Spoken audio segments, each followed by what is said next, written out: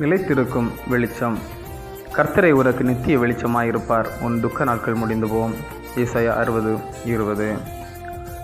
இரண்டாம் உலகப் போரின் போது அதிகம் பாதிக்கப்பட்ட நாடுகளில் ஒன்று ஜப்பான்.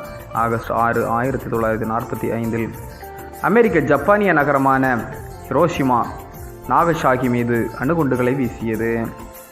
பேரழிவு அதிர்ச்சியாக இருந்தது. ஆகஸ்ட் 16, 1945 அன்று ஜப்பான் சரணடைந்தது. இனி இந்த நாடு எழுந்து நிற்கவே வாய்ப்பில்லை என்று உலக நாடுகளும் வல்லுநர்களும் கணித்து சொல்லும் அளவிற்கு மிக மோசமான விளைவுகளை சந்தித்தது. ஆனால் குறுகிய கால இடைவெளிக்குள்ளேயே சூரியன் உதயமாகும் நாடு என்று தன்னுடைய நாட்டின் பெருமைக்கு ஏற்ப உலகம் ஆச்சரியப்படும் வண்ணம் பிரம்மாண்டமான வளர்ச்சியை நோக்கி தன் பயணத்தை தொடங்கியது ஜப்பான். இன்று உலக பொருளாதாரத்தில் 3வது இடத்தில் தக்க வைத்துள்ளது. ஏசாயா 60:20 உன் சூரியன் இனி அஸ்தமிப்பதும் இல்லை, உன் சந்திரன் மறைவதும் இல்லை, கர்த்தரே உனக்கு நித்திய வெளிச்சமாயிருப்பார், உன் துக்க நாட்கள் முடிந்து போம் என்று ஏசாயா இறைவாக்கு உரைக்கின்றார். இந்த வார்த்தைகள் வெறுமையானவை அல்ல, மாறாக அந்நிய தேசத்தில் அடிமைத்தன சங்கிலியில் கட்டுண்டு பெரும் துன்பம் அனுபவித்த மக்களுக்கு கடவுளால் அருளப்பட்ட நம்பிக்கையின் வாக்குத்தத்தங்கள்.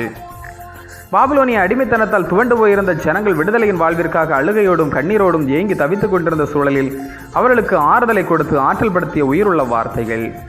இந்த இறைவாக்கின் நிறைவாக இஸ்ரவேல் அடிமைத்தன வாழ்விலிருந்து மீட்டெடுக்கப்பட்டது. இயேசு கிறிஸ்து மாம்சமாய் உலகில் தோன்றிய போதிலும் வார்த்தைகளில் உண்மை உடையவராகவும் வாக்குத்தத்தங்களை நிறைவேற்றுபவராகவும் வாழ்ந்தார். அடிமைத்தன சங்கிலியால் கட்டுண்டவர்கள் சமூகத்தால் புறக்கணிக்கப்பட்டவர்களோடு தன்னை இணைத்துக் கொண்டார். நிச்சயமில்லாத இவ்வுலக வாழ்வில் நித்தியம் தங்கும் வார்த்தைகள் அவரால் தரப்பட்டது. ஆகையால் திருமறை காட்டும் வழியில் நடந்த இறைவனின் கட்டளைக்கு செவியம் எடுக்கும் போது நம்மால் பிறர் வாழ்வில் ஒளியேற்ற முடியும். நமக்குள் சமாதானம் பிறக்கும். அது நம் வழியாக சமுதாயத்தில் பிரதிபலிக்கும். அதுவே நிலையான வாழ்விற்கு நம்மை கூட்டி செல்லும். ஜெபம். அன்பு கடவுளை, உமது ஆற்றல் மிகுந்த வார்த்தைகளில் நிலைத்து வாழ்ந்து கனி கொடுக்க உதவி புரியும். ஆமீன். இந்த நாள் உங்களுக்கு இனிய நாளாக மலரட்டும்.